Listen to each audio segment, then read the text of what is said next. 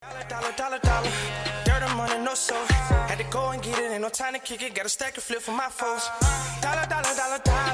Please tell me you can hear me. Don't turn your back and don't neglect me. Just let me know if you need me. Dollar. Let me watch out for my partners. Keep my money long, get my team strong. Let me run away from my problems. Yo, what's good, original crew, man? We back. New Mr. Ballen. We got a photo so evil, it was never meant to be seen.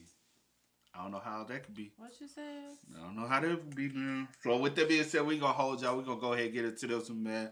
Make sure y'all check out the links in the description box. Down below. You already know where to go, man. You want the first part, you gotta do is check out down below. Also, if you enjoyed today's video, like it with a thumbs up. Also, hey, if you need to, whip out that pad and pencil so you can make sure you get your facts straight. Watching some of these videos, you know what I'm saying? Yeah. You can be like, it'll be a little lengthy, so some of the facts can get fogged up there, you know what I'm saying? That's why you need to jot down a little bit of notes every now and then. That's right. But if you just a casual, just want to listen, that's okay too. But let's go. Let's check it out. Let's see what's about. You ready? I'm ready. All right. Today, I'm going to share 3 progressively more unbelievable stories, and at the end of each of them, I will share the famous photo or photos that are associated with them. Okay. But before we get into those stories, if you're a fan of the strange, dark, and mysterious delivered in story format, then you've come to the right place because that's all we do, and we upload once a week. So, if that's of interest to you, please unpair all of the Bluetooth devices connected to the like button's phone. Also, please subscribe to our channel and turn on all notifications so you don't miss any of our weekly uploads. Okay, let's get into today's stories.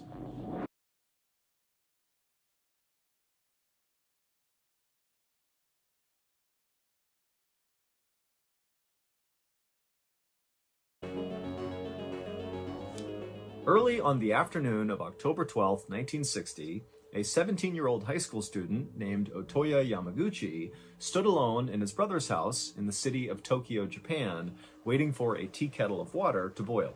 It was a Wednesday, so Otoya should have been at school, but that day he had gone to school and then snuck out a side door during lunch. More and more often these days, Otoya was feeling like school was kind of meaningless. It was hard for him to sit in history class and watch all of his classmates diligently take notes when, in Otoya's mind, he felt like all the real history was happening outside of the classroom. Just then, the kettle on the stove began to whistle, which meant the water was boiling, and so Otoya grabbed the kettle, he took it off the burner, and he poured it over a tea bag in a cup. And as Otoya began to stir his tea, he began to go over what he was going to do later that day. It was undeniable that Otoya had a very difficult afternoon in store. He had a meeting with a person who was very important, and during this meeting, Otoya would have to deliver some very bad news. In fact, this news was so bad that Otoya had decided what he was going to do was literally write down this bad news and hand deliver it. Now, Otoya had not quite figured out what he was going to write, but he knew whatever it was, it would have to be perfect. For months now, Otoya had been trying to articulate this bad news that was really weighing heavily on him to his peers and to adults and to anybody who would listen, but nobody took Otoya seriously. Adults would look at Otoya and think, oh, that's just some kid, what he's talking about can't be serious, and when Otoya would talk to classmates, they would just kind of laugh at him. Otoya frowned and he looked out the window and he thought to himself, maybe this whole time I've been coming off as too angry when I talk about this bad news. Maybe I need to change the way I talk about it to sound more sincere. And as Otoya was thinking about this, he suddenly thought, oh my goodness, I know exactly what to write. And so Otoya abandoned his tea and ran over to his brother's desk. He grabbed a piece of paper and a pen and he started writing. Over the last year, Otoya had felt like he had really grown up and really started to find his true self. He had been raised in a very strict household. His father was a colonel in the Japanese military, and he expected Otoya to be obedient and polite, and so that was what Otoya had done. But a couple of years earlier, Otoya had managed to secure a spot in a high school in Tokyo, far from where he had grown up, far from his father, and Otoya was really excited. He felt like going to this high school in Tokyo would finally allow him to kind of get out from under his dad's strict authoritarian rule. And his father had let him go to the high school in Tokyo, but after only a couple of weeks, it turned out Otoya's father had decided, nope, I don't want you to go there, and he had insisted that Otoya come back home and go to a Catholic school closer to their hometown.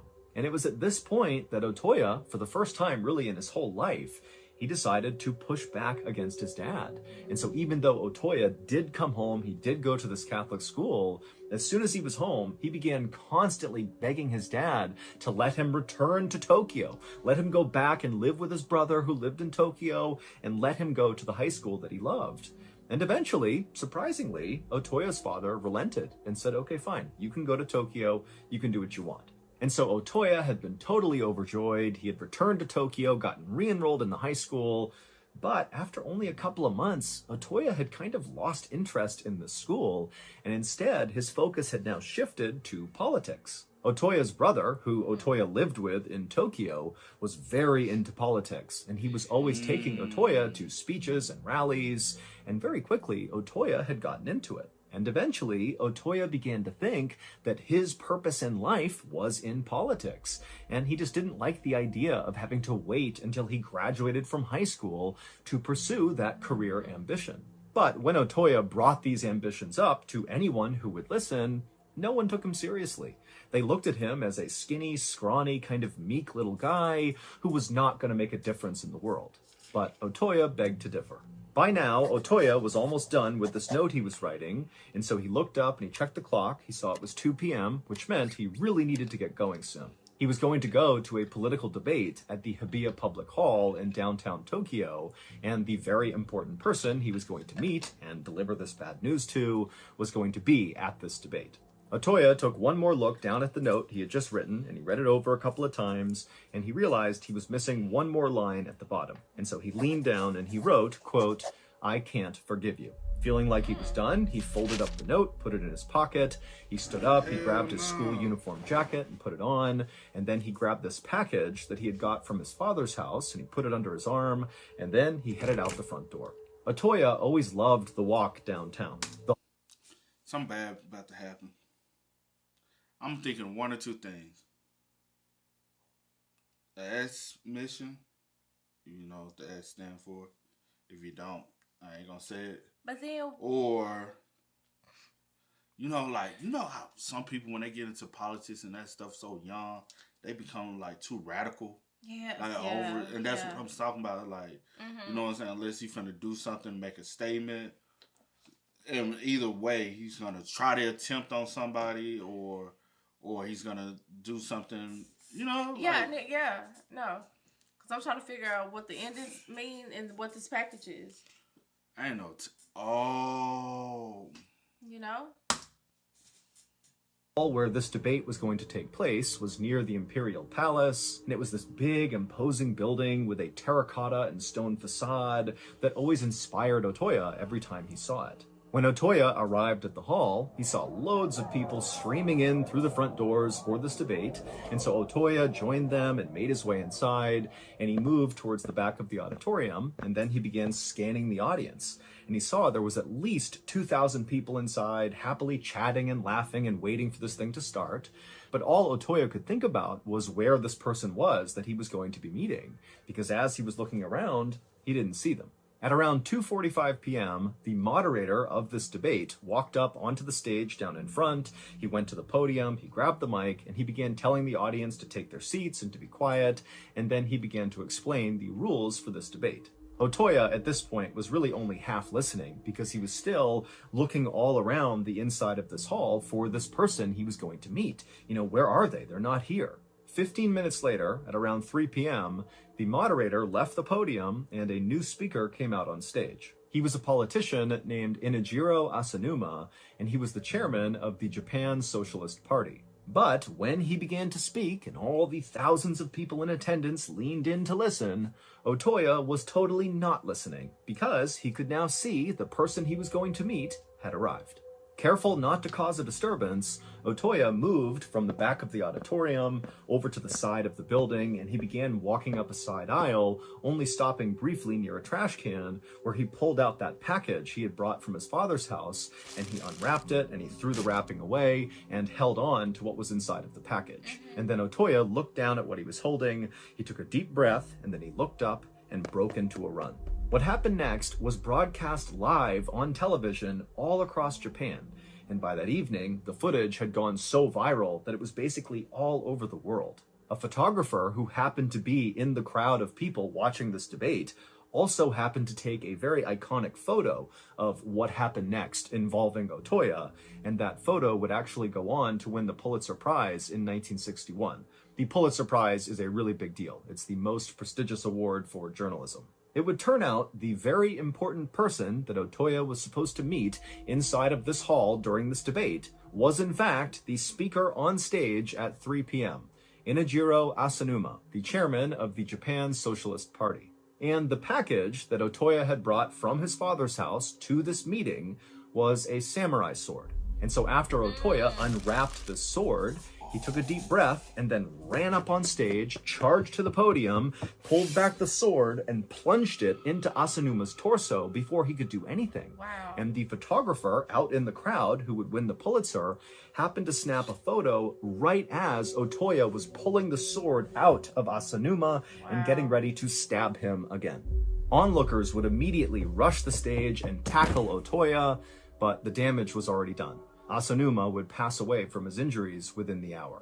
It would turn out Otoya, ever since moving to Tokyo, had become a radical right-wing ultranationalist. The note that Otoya had carefully penned and then folded up and put in his pocket before carrying out this assassination basically just said that Otoya did not hate Asanuma personally, but Asanuma was slowly transforming Japan into a communist country, and so Otoya could not forgive him for that. And so Otoya decided he needed to act. Otoya was immediately arrested, but 2 weeks later, while he was in prison, he would take his own life. Wow. I knew that was coming somewhere. Wow. I just knew. I was like, it's going to be possibly that. And I knew that what he did was happening. Yeah. Because like after I said, you told me he writing a letter and the ending part and the package, and he going to this. I kind of knew like, before then, because when he says like that's one thing. Like, as young people, it's just when they get too overwhelmed, instead of just enjoying the youthfulness of their life and learning to grow as you grow in age. When some try to dip too much ahead and stuff at a young age, it kind of like jump out there too soon and try to consume so much and be indifferent and all types of things. And I'm like they are living way older than what they supposed to be. Too and I'm fast. like, no, slow down, enjoy it. You know what I'm saying? And it's just be like they over passionate. I'm like, chill, bro. You a child. Like you still a child. Yeah. Like, you still supposed to you haven't even really probably figured out what your importance in life really is. That probably wasn't what you were supposed to be, you know? Yeah. Like, why the... Yeah. And then for you to carry out that plan, I think sometimes that's the coward way to, you know what I'm saying, to leave a situation. Yeah. Because you, man up. You did that as a man. Like, take your punishment as a man. Yeah. Don't try to pull a little escape, like, I can't go through that. He couldn't go through what you put him through. True. Sometimes I be like, when people be coming up with these plans and stuff, I'm like, did you think the ending part out? Like, did you Nah. I'm asking you, probably not, because they be so young. I'm like, you did know that you would be held accountable, right? You like, knew you you did this in caught. front of 2,000 people. Yeah. However many people were there. Like, you know what I'm saying? You weren't gonna get away with it. And that's probably the reason why the dad didn't want him there, because he started seeing what he was getting into. He probably saw that, hey, your brother is so deep into politics, it's becoming a bad influence on you, Because if you come back here and enroll in school, you're not going to be as swayed because you're not going to be around your brother. Yeah. And then it's because the brother's out the house and the brother can do what he want to do. But you still, in my household, I'm still trying to raise you better. I'm trying to teach you there's other things, you know? Yeah. And his brother just, what he was into, because he was older, just was a bad influence on a younger brother. I'm not going to say a bad influence. I said what he was into was a bad. Well, that's the thing. I don't think it's a bad influence. Like, per se, like what his brother was into wasn't necessarily bad. I said we don't know how deep his brother was into it as well. Yeah, I guess. But they all could have been radicals. And he was just the youngest one. You know how they be sending out young folks. Go do the dirty work. You a minor. I mean, it could have been that, or it could have just been him. Yeah. You know what I'm saying? Just his thought process and his mind, because he already losing interest in school. He already like trying to go down this different path. Yeah. So yeah, it's super unfortunate. Facts.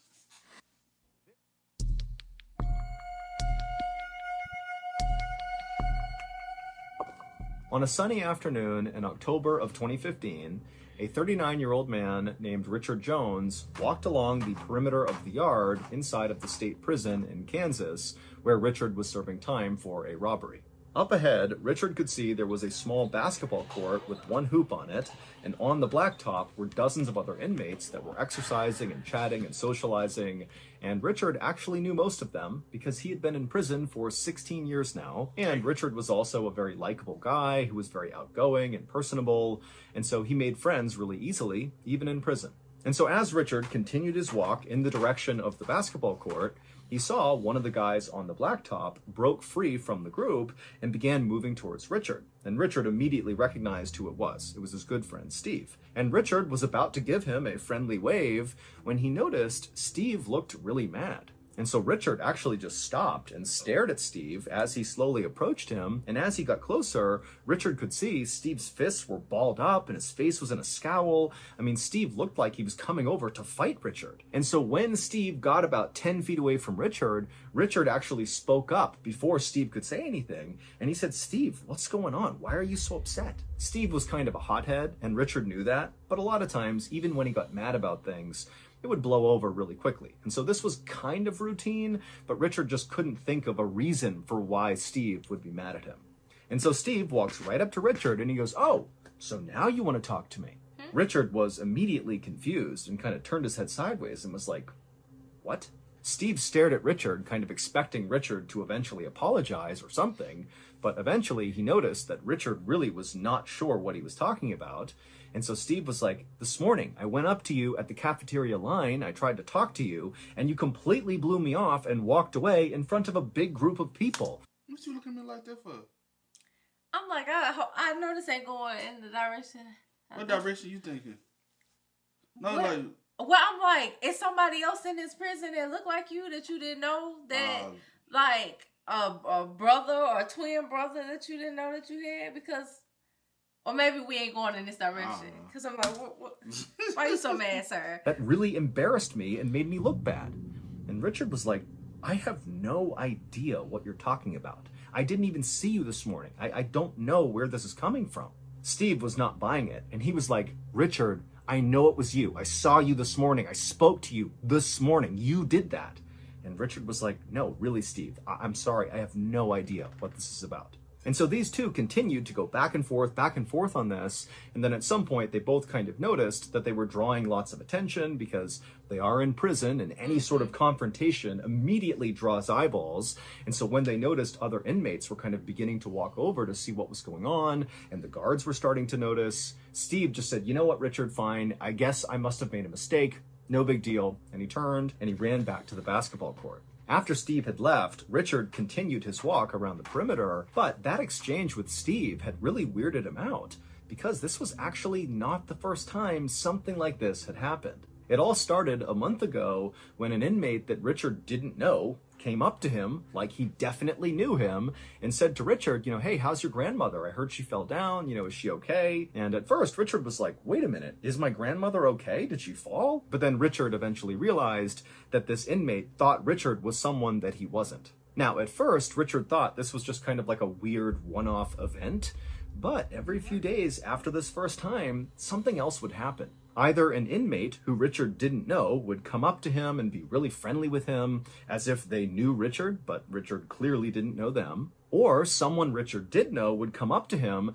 and accuse him of odd behavior that Richard couldn't remember doing, like the interaction he had with Steve when Steve came up and said, you snubbed me in the lunch line. And so after Richard's interaction with Steve, Richard began to think, wait a minute, is someone screwing with me? Is that what's been going on? The next morning, during breakfast, Richard decided not to sit where he normally did, and instead he sat on the very far side in the corner of the cafeteria to basically just be able to people watch all the people inside the cafeteria. And then that afternoon, when Richard was outside, instead of walking around the perimeter like he liked to do, he just sat in a central location and just constantly scanned the whole yard. Now, Richard didn't really know what he was actually looking for. He just figured, maybe I'll see something suspicious, I'll see someone staring at me for too long, or I'll see someone I don't know talking to my friends. Something will tip me off to what's been going on for the past couple of weeks. But despite all this careful people watching he was doing, Richard didn't see anything suspicious until 1 week after the interaction Richard had with Steve about snubbing him in the lunch line. Richard was sitting in the cafeteria again when he noticed something very strange on the other side of the cafeteria. And when he saw it, he just stood up and stared, and he felt his heart starting to race faster, and he felt his breath speeding up. And Steve actually was sitting next to him and said, "Hey, Richard, what's going on?" And Richard couldn't even find the words. He just raised his arm up and pointed to the other side of the room. When Richard had originally been arrested 16 years earlier, it was for robbing someone in a Walmart parking lot. Richard had always claimed he did not do it, but multiple witnesses had pulled Richard out of a lineup saying, "That's the guy." And the woman who actually got robbed told police she overheard the getaway driver yelling to Rick, the man who had robbed her, to get in the car so they could leave. And Rick is a nickname for Richard. Richard had insisted he was at a barbecue in another state at the time of this robbery, and so it really couldn't have been him, but the evidence was just overwhelming, and so eventually he was convicted. Richard had never been able to understand why so many people 16 years earlier had insisted that he was the one who committed that crime. And more recently, he couldn't understand why his friends, like Steve, were accusing him of doing things that he didn't remember doing. But that night in the jail cafeteria, when Richard spotted something on the other side of the room, suddenly everything over the last 16 years made perfect sense. Wow. Richard really was an innocent man. He did not rob that woman in the Walmart parking lot. His doppelganger had. A doppelganger is someone who looks exactly like you, but they're not actually related to you. Right. It's just genetic chance that somebody else on the planet looks just like you. And it just so happened that Richard's doppelganger, who was this man named Ricky Amos, so it just so happened as well that the doppelganger shared basically the same first name, Ricky and Richard. Great. Well, this doppelganger, Ricky, just happened to be sent to the same prison that Richard was at for a totally unrelated crime. These two men have never met. There's no connection whatsoever. They just look the same. And when Richard looked across the cafeteria and saw Ricky, it was like looking at a clone of himself, and it all clicked. All the people that were coming up to him saying, "You were doing this and acting weird." Well, those people, Stephen included, were actually interacting with his doppelganger, Ricky. And 16 years earlier, Ricky was the one who committed that robbery in Walmart, and the victim and the witnesses, they all confused Ricky for Richard. Here are Richard and Ricky's photographs side by side. Wow. The mouth even droops the same. They both even lean ahead. That is crazy. Got the same braids. They don't look exactly alike. But if you didn't really get a good look and you just got to glance at them, and I can pick them out of a lineup or something, you will mix the two. Because the mouth, even though the mouth is thin, the lips are thin the same way. He just look like he got some, like, probably punched in the lip or something over time, and it the way it is. That is But insane. even the way y'all like line y'all beard up is the exact same. I'm just 16 years. I've been sitting up in here in prison for something that I have time after time said I did not commit. I don't even know what that's I'm the talking reason about. they say eyewitness testimony ain't as good as people think it is. You know what I'm saying? Because your mind play tricks on you. You think you seen something or seen somebody, or you think you can pick someone out of a lineup or tell exactly how it happened. Ain't no distinctive like, tattoos wow, or facial nothing. Markings. So just imagine them when they were younger. They probably really look. Come on, because you have to keep that in mind. This was 16 years prior to. It's just Richard got more pepper in his now. Yeah, than Ricky does. That is crazy in itself. Get me the hell up out of here. That is crazy. Because I'm trying to look at the ears. The ears are not the same, but they're about the same as far as length. But even with that, and I'm just like, even the nose. To be honest, when they were younger, they probably really look. Because even the nose kind of tilts. Yeah. But his look like he's probably been in a couple fights. If you I seen the person, I can pick them out. Her line's about the damn same. Yeah. That's crazy. And that's the reason why I like. And it's even more insane because so many people, innocent people, are sitting in prison right now for something that dead and gone they did not commit, or have been executed, or just died. Well, let me also say this for something that they didn't do. There's been people on the streets who have been murdered because you look like identity. Look like the dude. Like y'all got the same shape from afar. Y'all look the same, so I thought you was dude. Damn, I ain't mean to, you know what I'm saying? Crazy. You be like, bro, you killed somebody innocent or you harmed somebody innocent. You be like, but y'all, you know?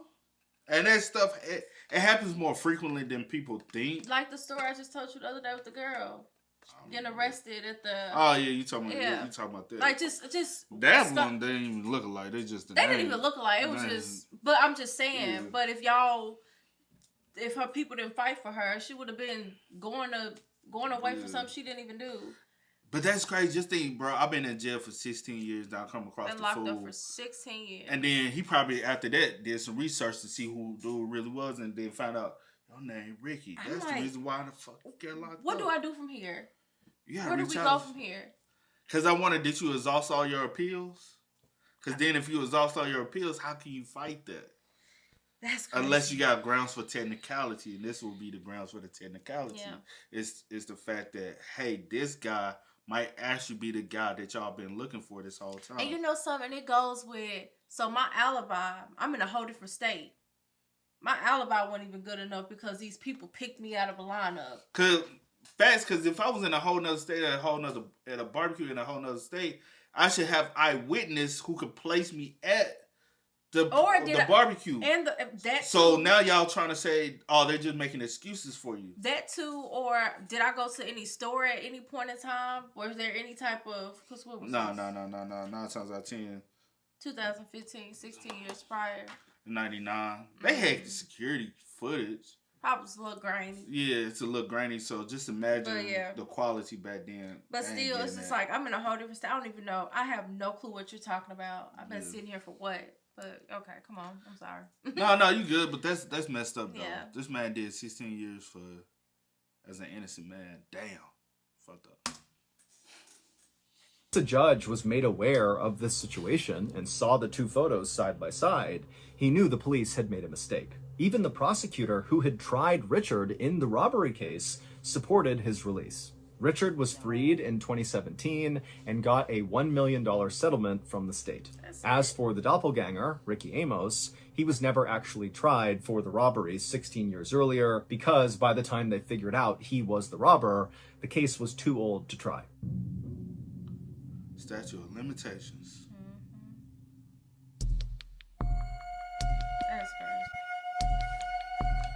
On the evening of March 15th, 2018, a 55-year-old man named Gian stumbled out of this fine dining restaurant in downtown Singapore and promptly threw up on the sidewalk. Pedestrians jumped back to get out of the way, and a woman in high heels and a beautiful fancy dress mumbled something insulting about how drunk Gian must be. But Gian was not drunk. He was totally sober, and now he was absolutely mortified. Gian was actually a businessman who was attempting to impress his clients at dinner, but as he had been sitting at the table with his clients, he had started to feel this pressure in his chest that became so intense that at some point he just had to get up and run outside and vomit. And so after Gian had stood up and wiped his mouth, he thought, now that he had been sick and thrown up, that he would feel better. But as he was standing there, he noticed the pressure in his chest had not been relieved at all. And so, as much as Gian wanted to stick around and talk more with his clients, he felt like the only thing he could do now was to go in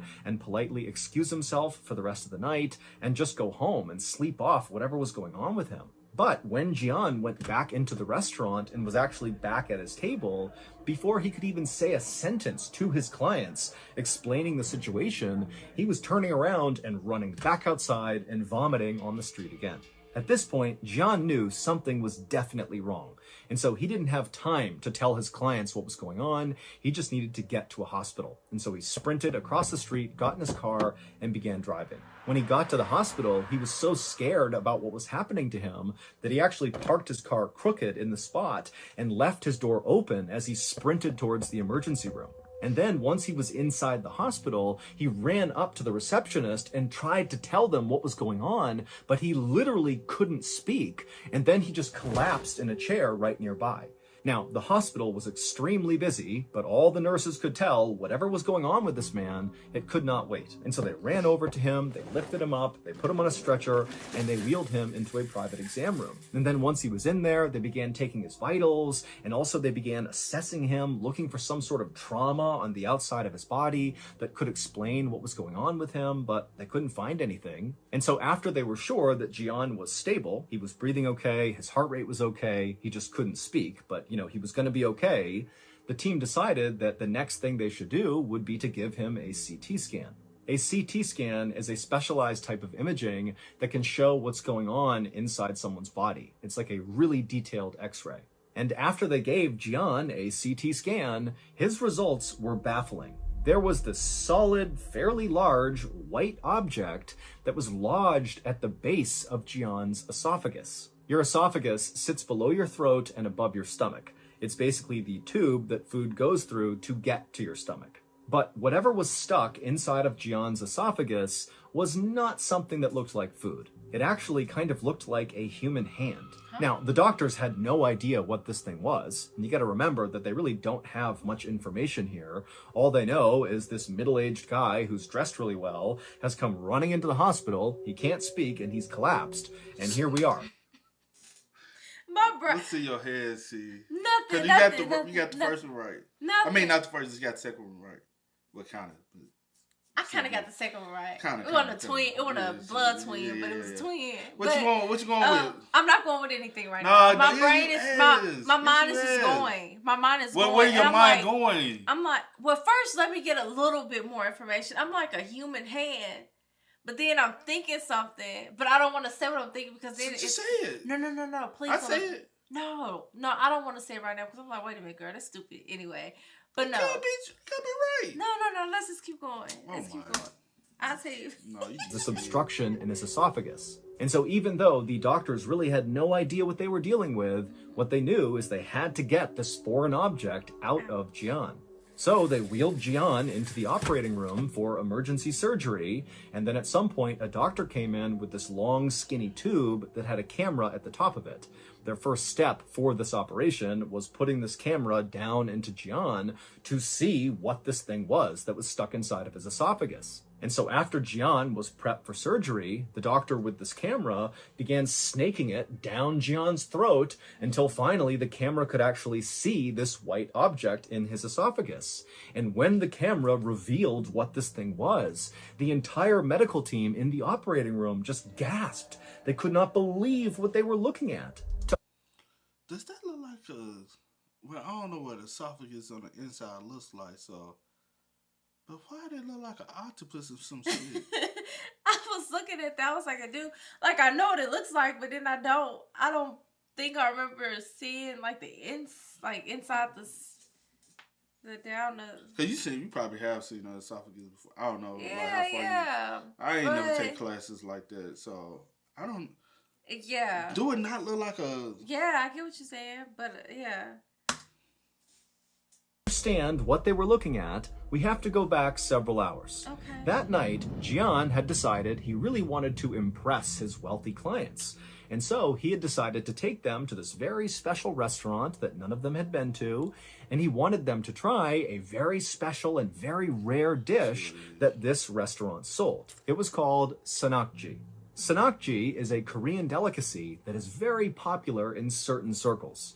But it's also very dangerous. Every year in South Korea, at least 6 people die from eating sanakji. Because sanakji is just a living octopus. You literally eat the octopus as it's moving around, and the risk of it getting stuck in your throat is pretty high. And so as Gian is trying to eat this living octopus, the octopus decided it didn't want to be eaten, and so it flailed its tentacles around, and finally its suckers lodged onto his esophagus, and that's where it stopped. Now, we don't know how long this octopus remained alive inside of Gian's esophagus, but we know it was alive at least for a little bit, because after Gian managed to swallow it down, it kept wriggling around and grabbing and trying to escape, and that's what created that intense pressure in Gian's chest and kept causing him to go vomit. And so when the doctors put that camera down Gian's throat, they saw a whole octopus. The octopus was removed from Gian's esophagus, and 2 days later, Gian was discharged, fully recovered. It's unclear if Gian ever tried sanakji again. I hope not. Y'all gotta stop trying to eat shit y'all ain't never supposed to be eating on, bruh. Like, ain't no way in hell I'm finna... I mean, people do. Then we what was that? I know it's certain, like, we did a video before about, like, certain foods that people eat. I felt like it'd be we like watched certain or deli. did one. Yeah, and it was like, I feel like we watched it. It was like going to different restaurants, trying like all the odd. I can't remember what it was. Tim was doing that. Somebody. Yeah. Somebody, and they was. I going forgot what around. he go by now. Tim, his last name. Yeah. Timothy De La Ghetto. Oh, it was Timothy De La Ghetto. Oh no, I'm not talking. No, okay. Oh, you ain't talking about him? Yeah, I wasn't talking about Tim. No. But yeah, anyway, but they he were going around to different restaurants and seeing and trying all stuff like, we used to watch, like just on our regular. Yeah. And this was one, and I was like, oh my gosh, we eating it live. Yeah. Like it's very moving dangerous. around. Yeah, and they was talking about it, and I was like, wow, okay, I know people do that and whatever, but the crazy shit we used to watch though. I know, right? It'd be random. Very random. But that one, bro, they were like, it was another one that was poisonous. It was something, yeah. And they were like, it's a certain delicacy, and if you don't cook it exactly the way it's supposed to be cooked, you can die from it because it's so poisonous. And when he was talking about it, he got stuck. I said probably one of the tentacles got lodged and stuck, and I was like, it's probably stuck. Like the suction cup stick to it. And I said, and then once it's stuck, it probably was like, nigga, I'm not moving. Wow. I guess you swallow those and you don't chew it, or was he trying to and it slipped on? Or it was too chewy. It's moving. Or it's too chewy. I don't know, cause. Nah, give me some that's already dead. And chop it up for me. And not moving. I'm not eating shit that's still alive. I'm not eating none of it, but. Like, bruh. I would never touch. Nah. No. You see your life at risk trying to try new shit, trying to be impressed. Trying to impress. Nah, they like, you in the hospital about to die, fool. They ain't even know. Did they even... You talking about you up here looking drunk. Nah, boy, I'm begging for my life. Good thing he survived. Good thing he survived, because people have, Yeah. That's what I say. This Ballen joint, it was cool. It wasn't one of the ones like typically like the title like threw me. I'm like, what? The title. I thought so. I guess that was the first one, but it was. I mean, it is like that is evil to do, like to get up and plan to take somebody's life and stuff like that. But yeah, But I guess he got his what's called though in the first one. Yeah, and then thank goodness the second one. Well, he was released, but I'm like $1 million. I done spent 16 years. I cannot get that back. A meal, bro. Y'all would have had to give me more than. I cannot get 16 years of my life back. Fuck y'all. Give That's me like a meal spitting for in my every year. face. Give me a meal for every year, cause you know some people go, and then how old was he when he went in? Because that like, you know what I'm saying? Like, prison changes people. Okay, so he was at the time. At that time, but I'm just saying. During the whole court proceedings, you don't go to prison right Right. I mean, I'm young. Yeah. At the end of the day, you still young. Yeah, you know what I'm saying? But I can't get those years back. Those are some of the most precious years of your life. And then you got to come back and then just imagine everything that has changed since in the world from 99. And I have to come out and adapt to the world as it is today. You Technology that was booming at the time wasn't even developed. Or at that time, rather, yeah. Wasn't even developed before you went to prison. So, you know, like... That's messed up. You behind. Very much so. You know how much stuff you missed. Hey, Fashion ain't the same. You coming out with big baggy ass...